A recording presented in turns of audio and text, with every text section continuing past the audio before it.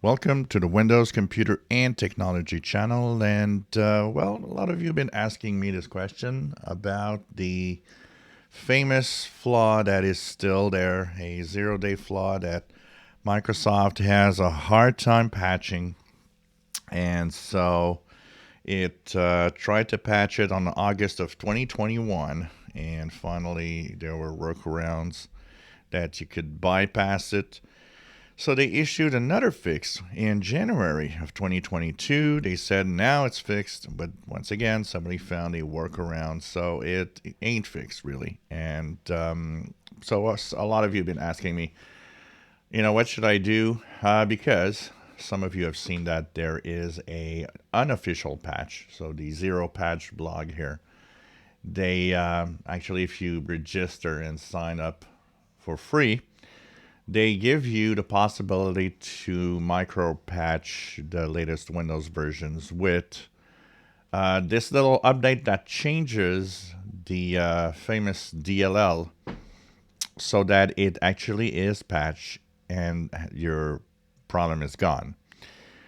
A lot of you have been asking me, did you install this? Would you recommend this? I don't recommend, first of all, third-party bug fixes, even for security, unless it would be extremely big problem.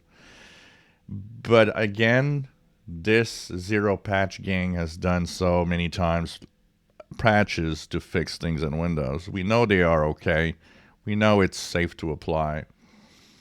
So what I'm saying here is that personally, I will not register there to apply this, and I'll tell you why.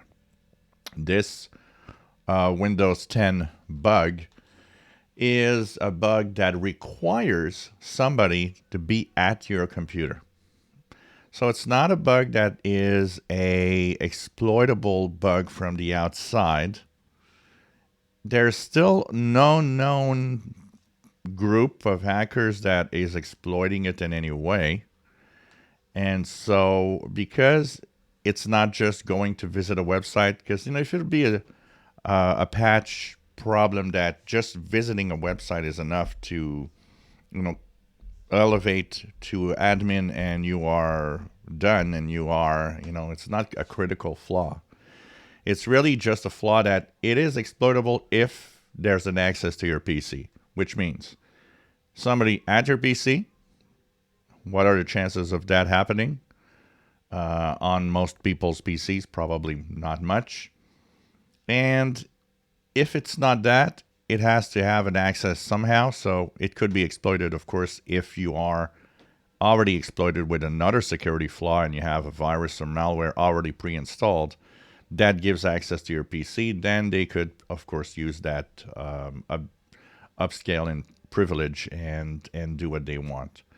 But hey, they already have access, so it's already a problem. So that's why I'm not inclined in installing a third-party patch like this.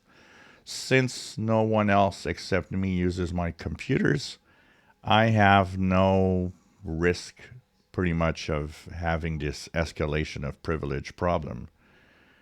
It's up to you. Like I said, we know it's a safe fix. We know that it's all right to install if you want to just, be sure and stay safe and make sure that everything's all right.